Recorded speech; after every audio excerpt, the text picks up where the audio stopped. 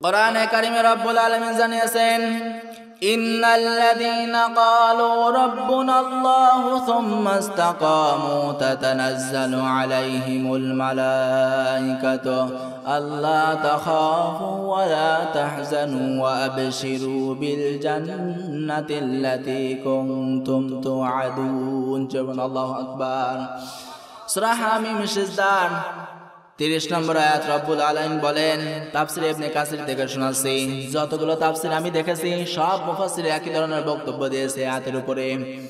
রব্বুল আলামিন জানিয়েছেন, ইন্নাল্লাযীনা নিশ্চয় যে বাজারা ক্বালু বলেছে রব্বুনাল্লাহ আমাদের রব আল্লাহ, আমাদের রবকে,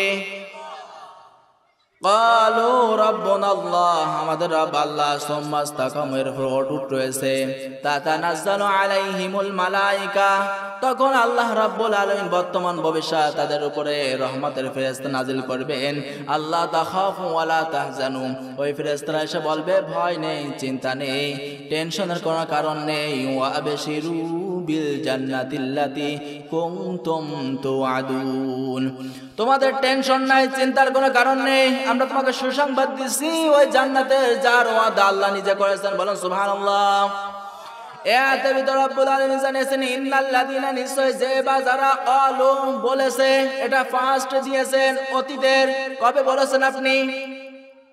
জন্মই তো হলো আপনার এই যে কিছুদিন আগে, তাহলে আপনি বলেছেন কবে?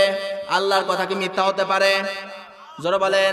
মানুষের জন্য, প্রতিটা মানুষের জন্য 5টা ঘাটে অবস্থান, 5টা জগৎ নির্ধারিত। কয়টা জগৎ? 1 নম্বর হচ্ছে আলমে আরওয়াহ রুহের জগৎ, 2 নম্বর হচ্ছে আলমে বুতুন মায়ের পেটের জগৎ, 3 নম্বর হচ্ছে আলমে দুনিয়ায় যে দুনিয়ার যে জগতে আমরা এখন আবহমান চলতেছি, 3 নম্বরে। 4 নম্বর হচ্ছে আলমে বরজাক কবরের জগৎ, 5 নম্বর হচ্ছে মানুষের জন্য যে জগৎটা অপেক্ষায় রয়েছে সেটা হচ্ছে আলমে আখেরা, কিয়ামতের দিবসের জগৎ। কথা বলেন ঠিক কিনা? এই যে 5টা জগৎ রয়েছে, রব্বুল আলামিন বলেন আমি আদমকে সৃষ্টি করলাম, সৃষ্টি করার পরে তার মেরুদণ্ড থেকে তার যত সন্তান আছে সব বের করলাম, করার পরে আমি তাদেরকে প্রশ্ন ছুড়ে দিলাম, আলাস্তু বিরব্বিকুম ক্বালু বালা। আলাস্তু বিরব্বিকুম আমি কি তোমাদের রব না? যত মানুষ ছিল, যত রূহ ছিল, সবার কাছে আমার আল্লাহ প্রশ্ন ছুড়ে দিয়েছেন, হে বান্দা বান্দি আমার, আমি কি তোমাদের রব না? আলাস্তু বিরব্বিকুম আমি কি তোমাদের রব? প্রশ্ন দিয়েছেন। ওই সময় হিন্দু না, বৌদ্ধ না, খ্রিস্টান না, ইহুদি না, মুসলিম না, যত মানুষ দুনিয়াতে আসবে রুহের জগতে, তখন সবাই এক বাক্যে বলেছিল ক্বালু বালা, আল্লাহ তুমি শুধু আমাদের রব না, অবশ্যই তুমি আমাদের রব। জোরে বলেন আল্লাহু আকবার। এই কথাটা যেন আমার আল্লাহ স্মরণ করিয়ে দিচ্ছে, তোমরা কি ভুলে গিয়েছো? রব্বুল আলামিন বলেন যারা বলবে ক্বালু রাব্বুনাল্লাহ আমাদের রব আল্লাহ, সুম্মা ইসতাকামু এর উপর টিকে থাকবে। জোরে বলেন আল্লাহু আকবার। এই যে আল্লাহকে আল্লাহ বলে দুনিয়াতে এসে টিকে থাকা এত সহজ কাজ না, খুব কঠিন একটা কাজ। কথা বলেন না কেন? আরে ভাই, মুসলিম হিসেবে আপনার রব একজন, কিন্তু হিন্দুদের আছে 33 কোটি দেবতা। কত কোটি? ইহুদিদের আছে 3 জন, খ্রিস্টানদের আছে, অন্য অন্য ধর্ম অবলম্বী যারা আছে সবার অনেকজন আছে, কিন্তু মুসলমানদের রব কয়জন? জোরে বলেন কয়জন? এই একজনের দাওয়াত প্রত্যেকটা নবী দিয়েছে যে আল্লাহ সব না, আল্লাহ হচ্ছে একজন। কথা বলেন ঠিক কিনা? সবার দাবি, সবার দাওয়াত একই ছিল যে আল্লাহ সবাই না, আল্লাহ হচ্ছে একজন, তার কোনো ইলা নেই, তিনি একা, তার কোনো শরীকও নেই, তিনি স্বয়ং সম্পূর্ণ আল্লাহ। জোরে বলেন আল্লাহু আকবার। মনটা খুলে আল্লাহকে একটা ডাক দেন দেখি, আল্লাহু আকবার। এই আল্লাহ বলতেছে ঈমান আনার পরে যারা দুনিয়াতে বলতে পারবে ক্বালু রাব্বুনাল্লাহ, টিকে থাকতে পারবে ক্বালু রাব্বুনা বলে যে আমাদের রব আল্লাহ। কারণ দুনিয়াতে দেখবেন যারা আল্লাহকে রব হিসেবে স্বীকার করবে, রব হিসেবে স্বীকার করলে দুর্নীতি করতে পারবে না। কথা বলেন না কেন? দুর্নীতি করতে পারবেন না, বোনের সম্পদ নিজের নামে জাল দলিল করে নিতে পারবে না, অন্যের সম্পদ মেরে দিতে পারবে না, কারোর টাকা পয়সা আত্মসাৎ করতে পারবে না। কথা বলেন না কেন? এই কথাগুলো না যখনই বলবেন আল্লাহ আমার রব, তখনই আপনার সব কিছু অ্যাভয়েড করে শুধু আল্লাহর মর্জি অনুযায়ী চলা লাগবে। এত সহজ বিষয় না। মুখের মাটির চামড়া তো মুখ আসতে বলে দেয় আল্লাহ আমাদের রব, এরপরে কোনো কাজ নেই, কোনো দাবি দাওয়া নেই। যা কিছু বলতেছে মনে হয় হুজুর আমাদের বিরুদ্ধে কথা বলে, বিরুদ্ধের কথা। আপনি বলেন দেখে, আমি কোরআন থেকে বলবো একটা একটা করে পয়েন্ট আকারে। যদি কেউ যদি প্রমাণ করাতে পারে হুজুর একটা রাজনীতি করে গেছে, একটা কথা যদি প্রমাণ করাতে পারে, আমি আর কোনো সমাধানী কোরআনে কথা বলবো না। বোঝেননি আপনারা? আমি যে কথাগুলো বলতেছি আল্লাহর কসম দেব, শোনেন, আল্লাহর কসম দিয়ে বলতেছি যে কথাগুলো বলবো কোরআন থেকে বলবো, আউট কোনো কথাই বলবো না। এখন যদি এর প্রেক্ষাপট যদি কোনো কথা আসে দুনিয়া অনুযায়ী, যুগ অনুযায়ী আমার বলা লাগবে, এটা আমার নৈতিক দায়িত্ব। কথা বলেন ঠিক কিনা? এই দায়িত্বের কথা যখনই বলতে যাব, তখন যদি কেউ মন খারাপ করেন তার খবর আছে, শুনবেন তো ইনশাল্লাহ। আল্লাহ রাব্বুল আলামিন বলেন, তাহলে রব হিসেবে দুনিয়াতে টিকে থাকার জন্য যারা বলবে রব আমাদের আল্লাহ, তাদের উপর বালা মুসিবত আসবে। এই বালা মুসিবত যখনই আসবে, তখনই আল্লাহ রাব্বুল আলামিন এই কঠিন পরিস্থিতিতে আপনার জন্য ফেরেশতা নাজিল করবে। শুধু যে ফেরেশতা, ওই ফেরেশতা আসবে তা না। মুফাসসিরিন একরাম বলেছেন ফেরেশতা হতে পারে দুই রকমের। এক নম্বরে সরাসরি ফেরেশতা এসে আপনাকে বলবে আব্দুল্লাহ টেনশন করুন আমরা চলে এসেছি। দুই নম্বরে যে ফেরেশতার কথা আল্লাহ তাফসীরের ভিতর দিয়েছে, আল্লাহ রাব্বুল আলামিন আপনার পাশে যারা আছে এই মানুষদের মাধ্যমে আপনাকে এমন এমন সান্ত্বনা দিবে, সঙ্গে সঙ্গে আল্লাহর প্রতি ঈমান যা ছিল আরো বৃদ্ধি হয়ে যাবে। বলেন সুবহানাল্লাহ। তাহলে রাব্বুল আলামিন বলে তাতানাজ্জালু আলাইহিমুল মালায়েকা, আমি বর্তমান ভবিষ্যৎ প্রেজেন্ট ফিউচার বর্তমানেও ফেরেশতা নাজিল করব, ভবিষ্যতেও করব, যারা ইস্তেকামতের উপর টিকে থাকবে। যারা বলেন সুবহানাল্লাহ। যুগে যুগে যারা ইস্তেকামতের উপর টিকে রয়েছে তাদের প্রতি বালা মুসিবত আসছে না আসে নাই। অনেকের ঘর ছাড়া লাগছে, বাড়ি ছাড়া লাগছে, অনেকের জেলের ভিতর যাওয়া লাগছে কারণ অকারণ ছাড়াই। কথা বলেন ঠিক কিনা? এই পৃথিবীর ময়দানে তাফসীরে জালালাইন থেকে শোনাছি, চারজন ব্যক্তি আছে যাদের সম্পর্কে ঈমানের উপর টিকে থাকতে গিয়ে নাবালক শিশুরা সাক্ষী দিয়েছে যে তুমি টেনশন করো না, তুমি নিরপরাধী, কোনো টেনশন নাই। চারজনের পক্ষে কথা বলছে যারা মায়ের কোলের ভিতর রয়েছে, যারা এখনো কথা বলার মতো জ্ঞান তাদের এখনো হয়নি, তারা বড় হয়নি, দুধ খায়, এরকম কথা বলছে কয়জন? জোরে বলেন কয়জন? মায়ের দুধ খাচ্ছে এই অবস্থায় এরকম লোক কথা বলেছে কয়জন? এক নম্বরে মুসা আলাইহিস সালাতু ওয়াস সালামের জামানায় তার একজন মন্ত্রী ছিল, নাম ছিল হেজকেল। নাম কি? এই মন্ত্রীর স্ত্রী আল্লাহর নবী মুসার প্রতি ঈমান এনে ফেলেছেন। যেহেতু ফিরাউন ওই জামানায় শাসন কর্তা, সে যেহেতু দাবি করে বসেছে আমি রব, আমাকে সবাই মানো, তখন ওই এলাকার সবাই মানলেও এই ঈমানদাররা কিন্তু মানত না। কথা বলেন ঠিক কিনা? আমার ভাইরা গভীর মনোযোগ দিবেন। এহেজকেলের স্ত্রী একদিন কারা ফিরাউনের এক মেয়ের চুল হাসিয়ে দিয়েছে, হঠাৎ করে চিরুনি পড়ে গিয়েছে। যাওয়ার পর চিরুনি উড়ানোর সময় আল্লাহর নাম বলছে। কি বলছে? আল্লাহর নাম শুধু বলছে। এই স্ত্রী বলার সঙ্গে সঙ্গে ফিরাউনের মেয়ে বলে, কিরে তুমি কি আমার বাবাকে রব হিসেবে মানো না? তখন তিনি সুন্দর ভাষায় বললেন, আমাদের রব তোমাদের রব, আমাদের সবার রব, আসমান জমিনের রব, এমনকি যা কিছু সৃষ্টি করছে সব কিছু রব একজন, তিনি কে? বুঝে গেল যে এত মুসার প্রতি ঈমান এনে ফেলেছে। ঠিক আছে, বাবার কাছে যে বলছে, বাবা কি পোষো তুমি? ঘরের ভিতর যে সমস্ত লোক রয়েছে, মন্ত্রী বউ তো তোমার প্রতি ঈমান এনে নাই। বিষয়টা জাস্টিফাই করার জন্য লোক লাগিয়ে দিছে যে সত্যি তো ঈমান এনে ফেলেছে, ঈমান ছাড়া না, আমার প্রতি ঈমান এনে নেই। ঠিক আছে, বালকময় একটা মরুভূমিতে নিয়ে গেছে। কই শোনো মহিলা, আমার প্রতি যদি তুমি বিশ্বাস স্থাপন না করো, তোমার যে তিনটা সন্তান রয়েছে এই সন্তানদেরকে আমি দুনিয়া থেকে বিদায় করে দিব। কিভাবে বিদায় করবে শুনুন। এই ফিরাউন আস্তে আস্তে করে একজনকে ধরলো। মা বাবার তুলনায় মার সবচাইতে সন্তানের প্রতি দরদ বেশি না কম? জোরে বলেন, বেশি না কম? মায়ের সামনে এক নম্বরে বড় মেয়েটাকে, বড় সন্তানটাকে ধরে কল্লা কেটে তাকে হত্যা করে ফেলেছে। মা এই বিষয়টা দেখে আত্মচিৎকার দিয়ে উঠছে, কলিজা ফেটে যাচ্ছে এমন অবস্থা। ফিরআউন বলছে, এই যে তোর একটা সন্তানকে মারছি, ঈমান ছাড়, আমাকে রব হিসেবে মান। এই সময় তিনি কিন্তু বিচলিত হননি, তিনি বলছে কি হয়েছে, সন্তানই তো মারা গেছে। জবান আল্লাহু আকবার। মুসা আলাইহিস সালাতু ওয়াস সালামের উপরে ঈমান আছে, আল্লাহর প্রতি ঈমান এনে রয়েছে। এই সময় দ্বিতীয় সন্তানটাকে নিয়ে গরম উত্তপ্ত তেলের ভিতরে ফেলে দিয়েছে। বলেন নাউজুবিল্লাহ।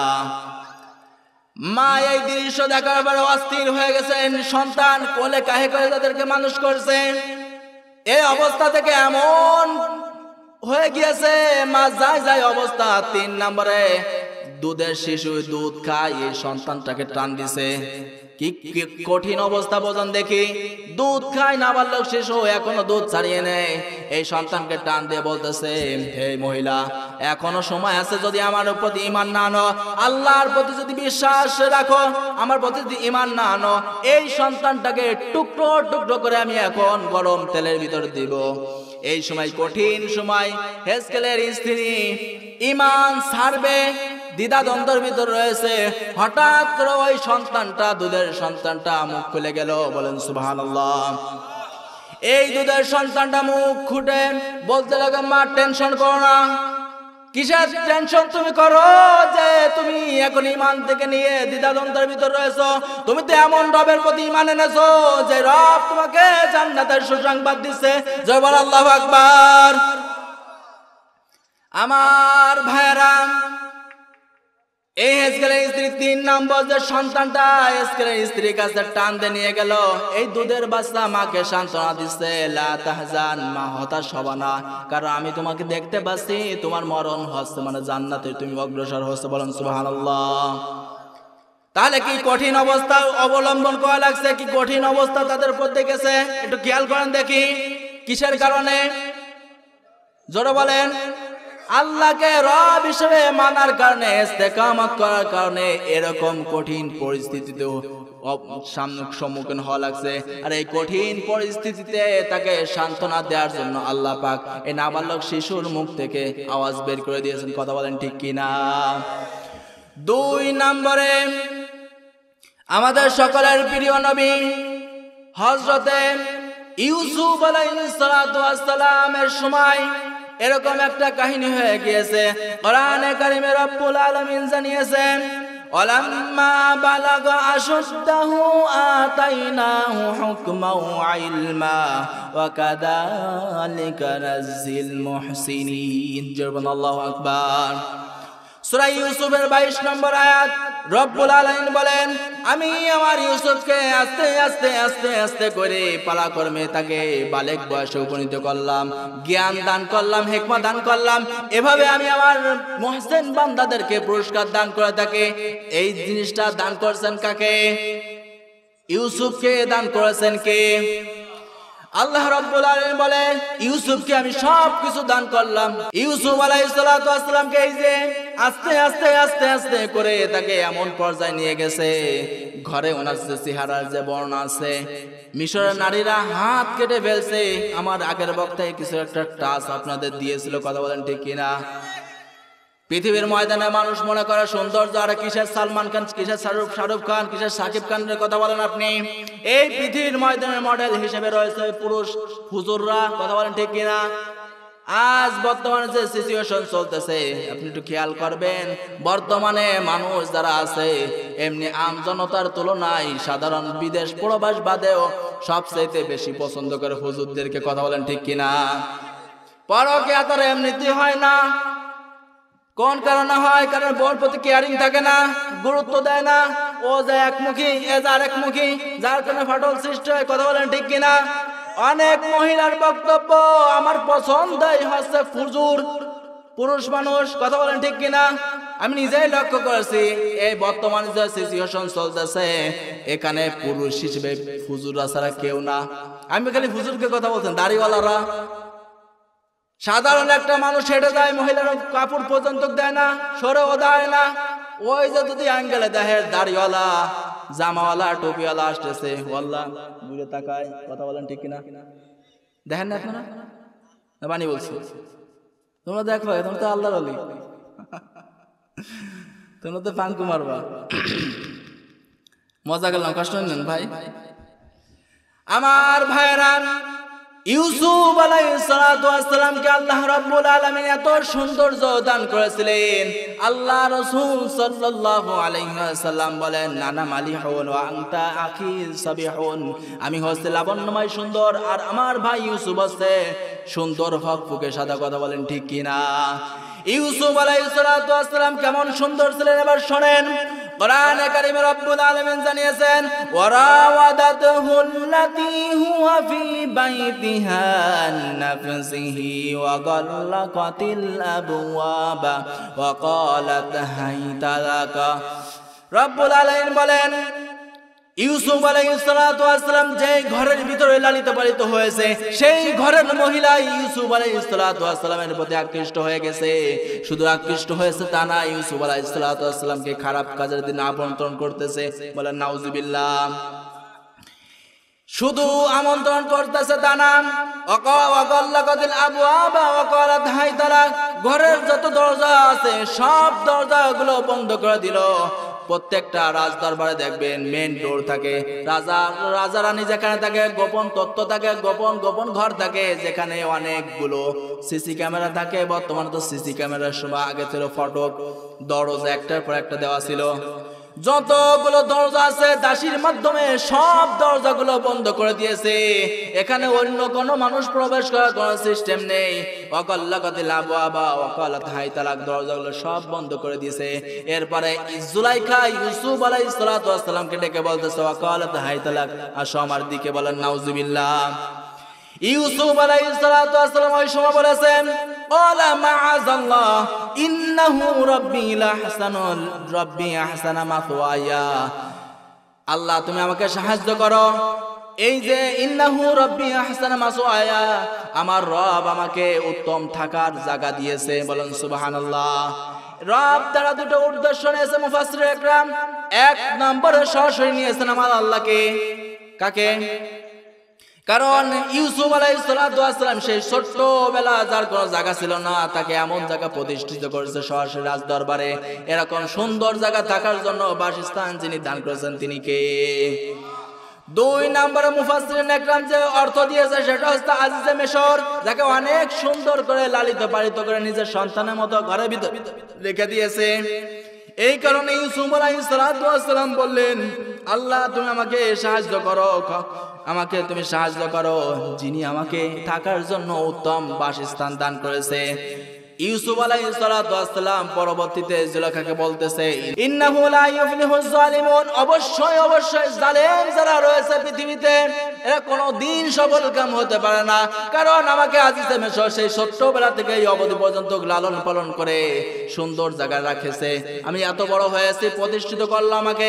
এখন যদি তার ঘরের দিকে আমি অগ্রসর হই, তাহলে তো এটা তো নাশকরি হয়, জালেমদের অন্তর্ভুক্ত হয়ে যায়। কথা বলেন ঠিক কিনা? ওই সময় তিনি একটা শব্দ চয়ন করেছেন, ব্যবহার করেছেন, লা ইউফলিহু। এটা মুজার আলোচনা, বর্তমান, ভবিষ্যৎ, প্রেজেন্ট, ফিউচার। বর্তমানে হবে না, ভবিষ্যতে হবে না যদি কেউ জুলুম করে। কি করে? খুব খেয়াল দিয়ে কথাটা শুনবেন। ইউসুফ আলাইহিস সালাতু ওয়াস সালাম কথাটা বলেছেন ওই সময়, কিন্তু আল্লাহ কোরআনে কোট করে দিয়েছেন কিয়ামত পর্যন্ত কে থাকবে না থাকবে না। ইউসুফ আলাইহিস সালাতু ওয়াস সালাম বলেন, যারা জালেম তারা কোনোদিন সফলকাম হতে পারবে না। কি হতে পারবে না? আমি একটা দুর্বল রেওয়াজ বলতেছি শিক্ষার জন্য। সাদ্দাতের নাম শোনেনি এমন কেউ নেই? সবাই শুনেছেন না? এই সাদ্দাত কেন পদদলিত হলো জানেন নাকি? এই সাদ্দাত একটা ঘর বানিয়েছিল, জান্নাতের অভাব সম্পর্কে জানতে পারলো। দেখে একটা স্বর্ণের ইট হবে, একটা রূপার ইট হবে, পুরুষগুলো হবে, গিলমানগুলো থাকবে। উনি করলো কি, পৃথিবীতে উনি যতটুকু আয়ত্ত ছিল সব জায়গা থেকে স্বর্ণ রূপা কালেক্ট করা শুরু করলো। শেষ পর্যন্ত এই সাদ্দাত একটা বিধবা মহিলার কাছ থেকে কিছু স্বর্ণ পেয়েছে, সে টান দিয়ে নিয়ে আসছিল। ওই সময় মহিলা বিধবা মাজলুম বলেছিল, রব্বুল আলামিন যে লোকটা আমার শেষ সম্পদটুকু কেড়ে নিয়ে গেল, তাকে তুমি কোনোদিন তার কাঙ্ক্ষিত মনের আশা পূরণ করবা না, কারণ সে লোকটা ছিল জালেম। সাত ঘরটা কমপ্লিট করলো, করার পরে ঘরের ভিতর ঢুকবে, এখানে এত সুন্দর করে ঘরটা বানিয়েছে, এখনো দেখিও নেই। ঘরের ভিতর যাবে, যাওয়ার পূর্বে দেখা একজন ফকির দাঁড়িয়ে আছে। সালাম, তুমি এখানে কা? কিছুক্ষণ পরে থাবা ধোবা দিয়ে কিছু ঝাড়ি ঝুড়ি দিয়ে ঘরের সামনে জাগিয়েছে, দেখে আবার সেই ফকির। সাদ্দাত বলতেছে, কি রে তুমি ওই এতগুলো দরজা, এত সিসি ক্যামেরা সবাই থাকা সত্ত্বেও, সিকিউরিটি থাকা সত্ত্বেও তুমি কেমনে আসলা? তখন কানে কানে বলতেছে, আরে আমি তো সাধারণ কোনো ফকির না, আমি হচ্ছে মালাকুল মউত, জান কবজ করব। কি করব? কয় কি ভাই আমার জানটা কবজ করবা, ঠিক আছে আমার একটু যাওয়ার সময় আমি একটু দেখে আসি আমার কি জান্নাত বানিয়েছি। কি করবে? জান্নাত কি জান্নাত বানিয়েছে একটু দেখতে দাও। কোনো কায়দা নেই, কোনো অপশন নেই, সব শেষ। কারণ তুমি হচ্ছে জালেম, জুলুম করেছো, আল্লাহর কাছে দোয়া কবুল হয়ে গেছে, সুতরাং তোমার এখন জান কবজ করা হবে। এই কারণে ইউসুফ আলাইহিস সালাম বললেন, যারা জুলুম করবে তারা কোনোদিন কাঙ্ক্ষিত মানে শান্তি কোনোদিন সফল হতে পারবে না। কথা বলেন ঠিক কিনা?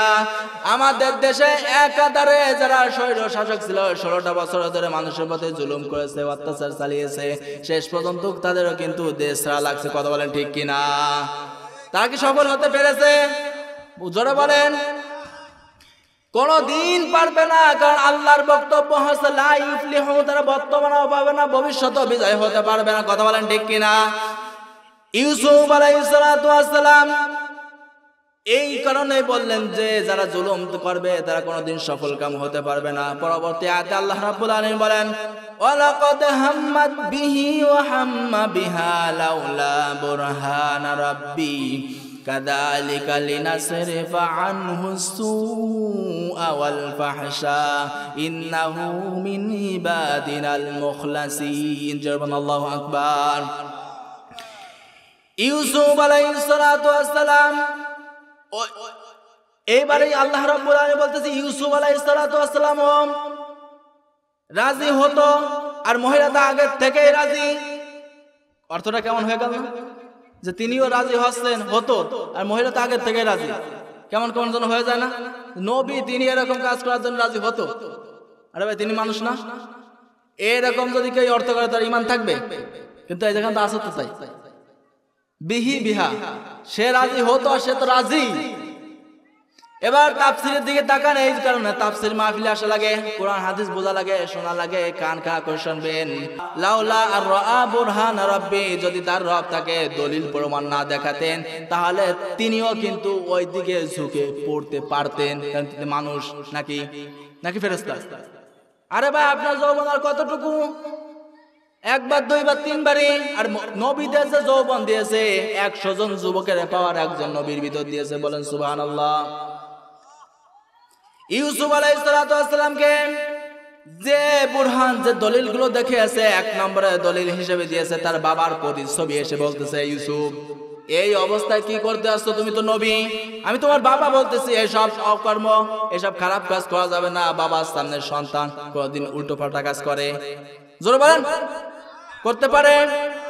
2 নম্বরে আজিজে মিশরের প্রতিচ্ছবি। এসে বলতেছে, ইউসুফ তুমি এই কাজটা করতে পারবা? আমি তোমার মালিক বলতেছি, মালিকের সামনে গোলাম কোনদিন উল্টো পাল্টা কাজ করতে পারে?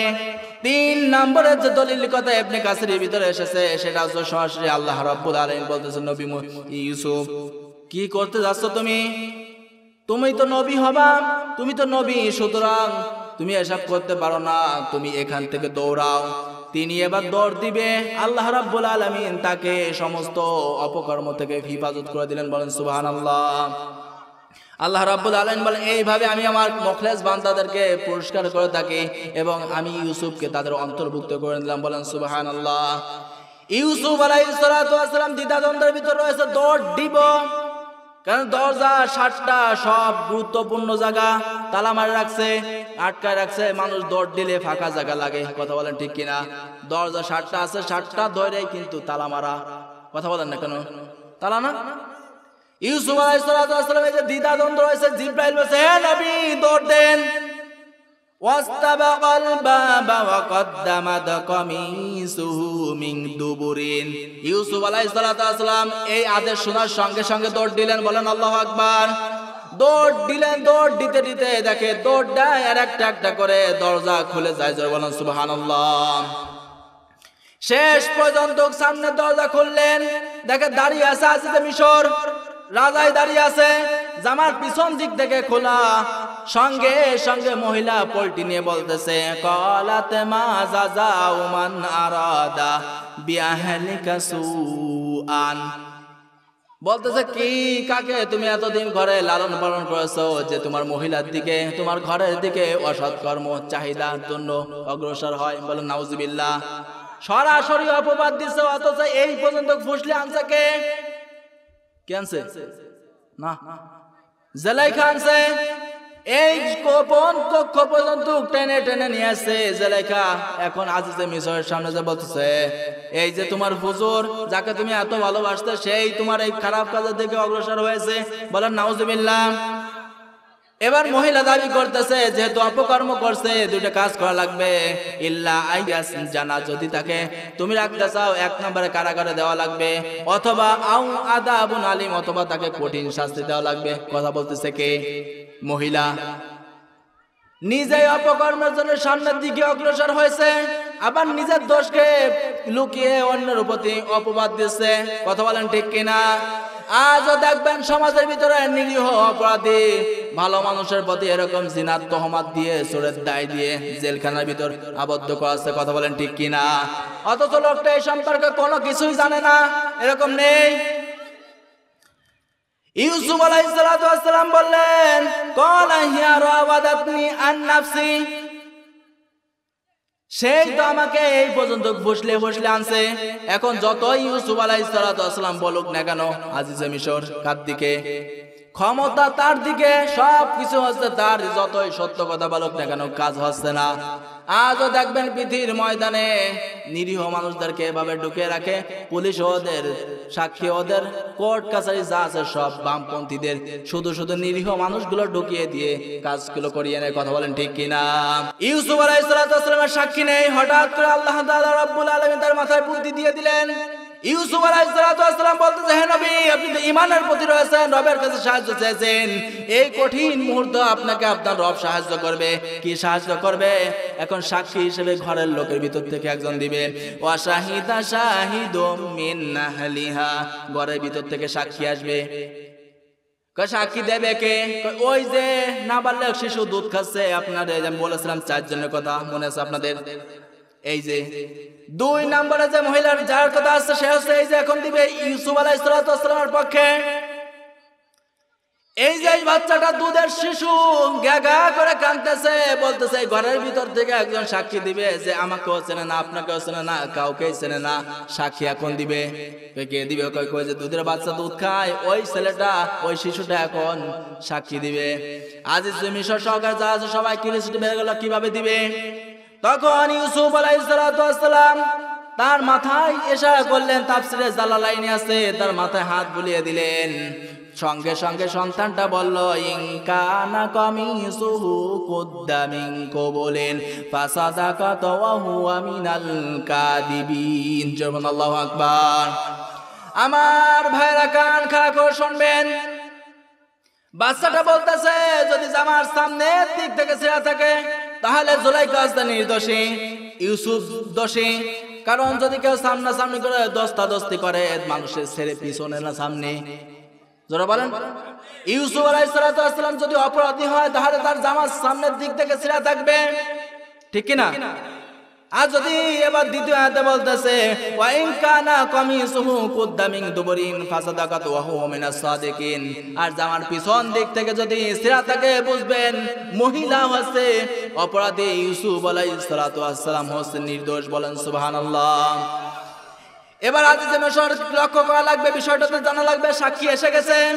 ফালাম্মা রাআ কামিসাহু কুদ্দা মিন দুবরিন, হযরতে ইউসুফ আলাইহিস সালাতু ওয়াস সালামের এই সাক্ষী যখন বলেছে, আজিজে মিশর লক্ষ্য করে সামনের দিক থেকে জামাগুলো ছিঁড়া না, জামা ছিঁড়া পিছনের দিক থেকে। তাহলে আমার ভাইরা, আমি যে কথাটা বোঝানোর জন্য এই কথাটা বললাম, এই কোরআনে এতগুলো আয়াত পড়লাম, আপনি যদি ঈমানের উপর টিকে থাকেন, ঠিক আল্লাহ রাব্বুল আলামিন এরকম শিশুর মাধ্যমেও আল্লাহ আপনাকে সাহায্য করতে পারেন কি পারেন না? জোরে বলেন পারেন কি পারেন না? ইউসুফ আলাইহিস সালাতু ওয়াস সালাম আল্লাহর প্রতি বিশ্বাস রেখেছেন, তাকে আল্লাহ রাব্বুল আলামিন সাক্ষীর মাধ্যমে নির্দেশ করে দিয়েছেন। কথা বলেন ঠিক কিনা? এই যে ছিল 2 নম্বর বাচ্চা, যে দুধের শিশু কথা বলেছে, 3 নম্বরে যে সন্তানটা মায়ের দুধ খাওয়া অবস্থায় কথা বলেছে, সে হচ্ছে একজন সরাসরি একজন নবী। সে কে? জোরে বলেন।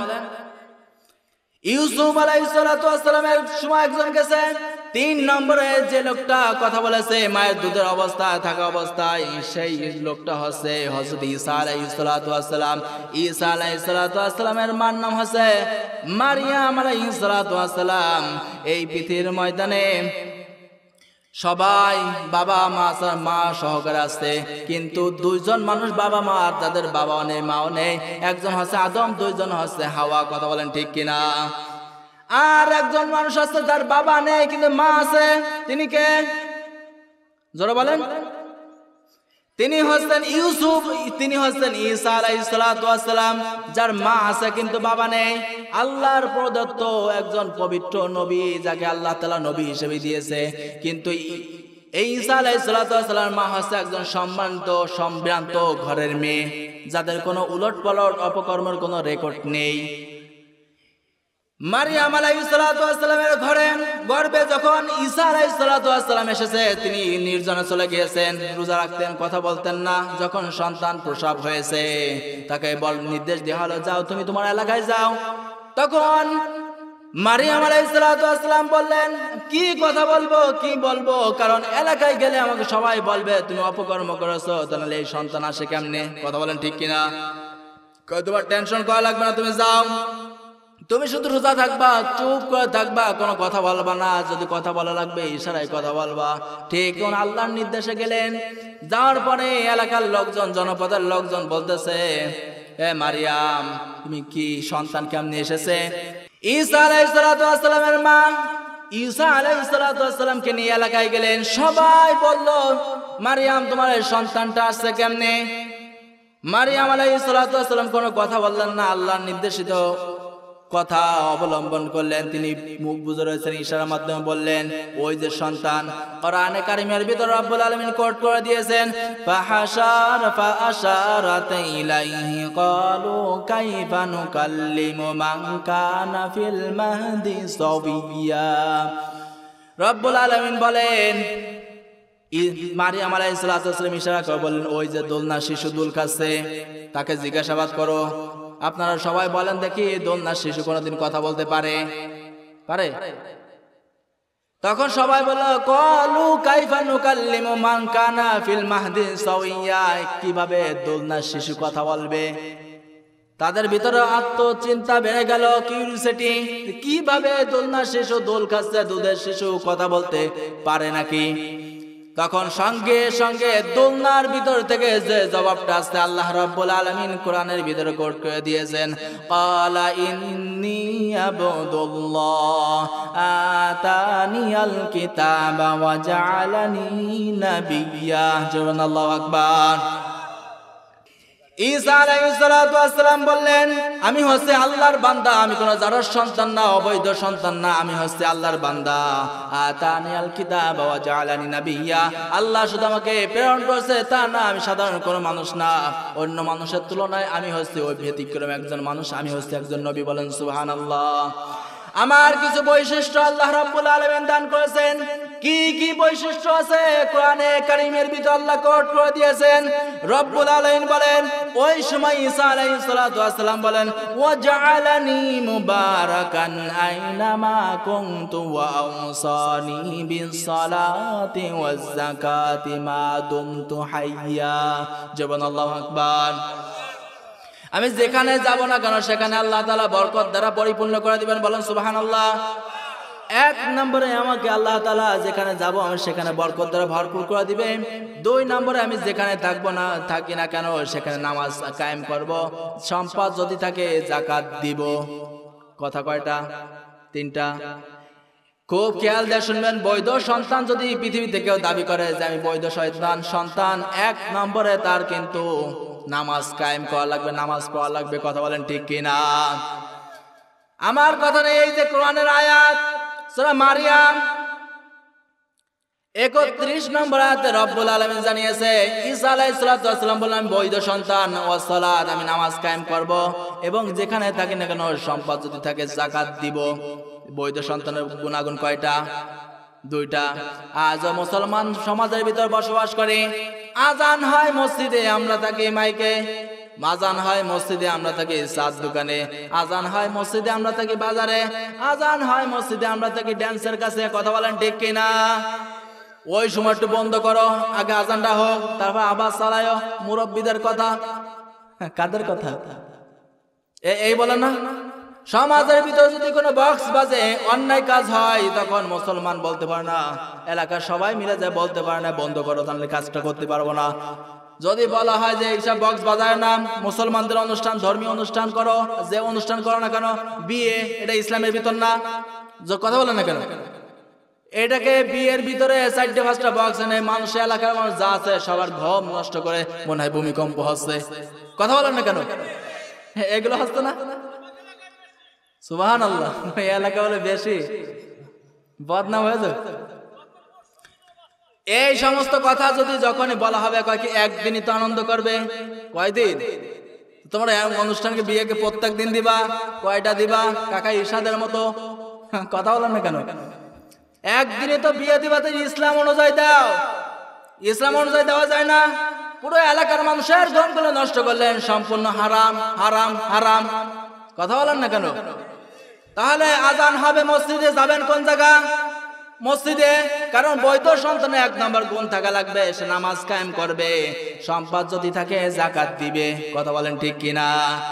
3 নম্বরে আমি যেটা বলছিলাম, 3 নম্বরে নবী ঈসা আলাইহিস সালাম দুধের শিশু কথা বলেছে। কথা বলেন ঠিক কিনা? আর 4 নম্বরে যার কথা হাদিস শরীফের ভিতরে এসেছে, বুখারী শরীফের হাদিস, জুরাইস একজন আল্লাহর ওয়ালি ছিল। মা এসে ডাক দিছে, বুখারী শরীফের বর্ণনার ভিতরে এভাবে এসেছে, তিনি ইবাদতের ভিতর রয়েছে নিজের কুঠুরির ভিতরে, মা এসে জুরাইস বলে ডাক দিছে, নফল নামাজ তিনি দ্বিধাদ্বন্দ্বের ভিতর রয়েছে যে মার ডাকে সাড়া দিব নাকি নামাজটা চালিয়ে যাব। তিনি মনকে স্থির করে নিয়ে বললেন, যা মার ডাকে সাড়া দেওয়ার দরকার না, আগে নামাজটা পড়ে নি।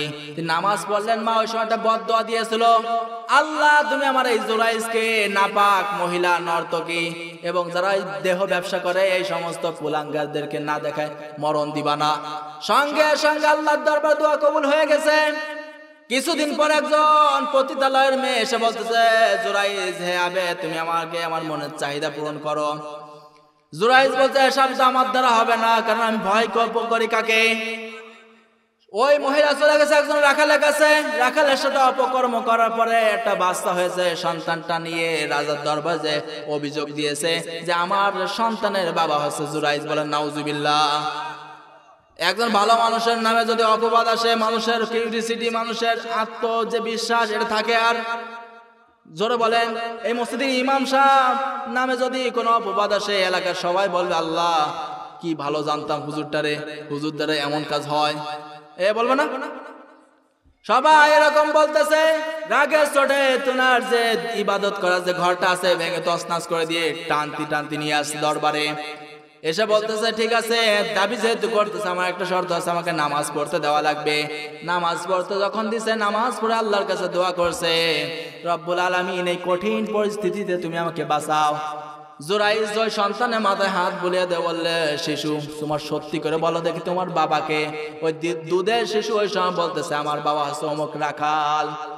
সবাই এই কথাটা শুনলো এবং বিশ্বাস করলো যে আসলে জুরাইস ভালো মানুষ, তার দ্বারা এইসব কাজ সম্ভব না। তাকে বললো, তাহলে আমাকে একটা ঘর বানিয়ে দিই। কারণ আমার ঘর বানিয়ে দেওয়ার দরকার নাই, যেরকম ঘর ভেঙেছে ওরকম একটা ঘর বানিয়ে দাও। আমার ভাইরা, এই পর্যন্ত নিয়ে আসছিলাম, কথাগুলো বলে আপনাদেরকে কষ্ট দিয়ে দিলাম।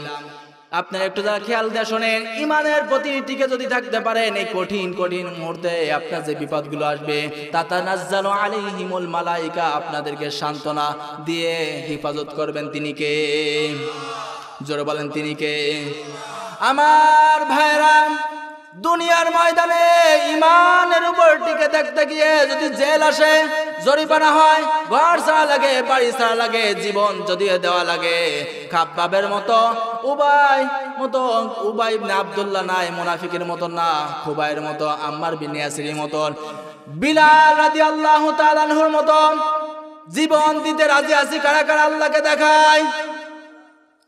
সুতরাং আজ মুসলমানরা মার খায়, সুদানে মুসলমানরা মার খায়, তামাম পৃথিবীতে মুসলমানেরা মার খাচ্ছে, আর মুসলমানেরা দোয়া করতেছে। এমন করলে হবে না। ইমানদার হিসেবে আপনার ভিতরে ইমানি চেতনা জাগ্রত করা লাগবে। যেই প্রান্তে মুসলমানদেরকে হত্যা করা হোক না কেন, কোনোভাবে কষ্ট দেওয়া হোক না কেন, এই প্রান্ত থেকে মুসলমান উচ্চ স্বরে তাকবীর দিয়ে ঝাঁপিয়ে পড়তে হবে। কথা বলেন ঠিক কিনা? পারবেন না ইনশাআল্লাহ? এমাতার পক্ষে রাজি আছেন কারা কারা? দুই হাত উঁচু করে আমার আল্লাহকে দেখান। আল্লাহ তাআলা আমাদের প্রত্যেককে কবুল করুন, জোরে বলেন আমিন। আল্লাহ তাআলা আমাদের প্রত্যেককে ইস্তেকামতের উপর অটুট রেখে আল্লাহকে বিশ্বাস করে জীবনের অন্তিম মুহূর্ত যেন পার করতে পারি। আল্লাহ তাআলা আমাদের প্রত্যেককে কবুল করুন, জোরে বলেন আমিন।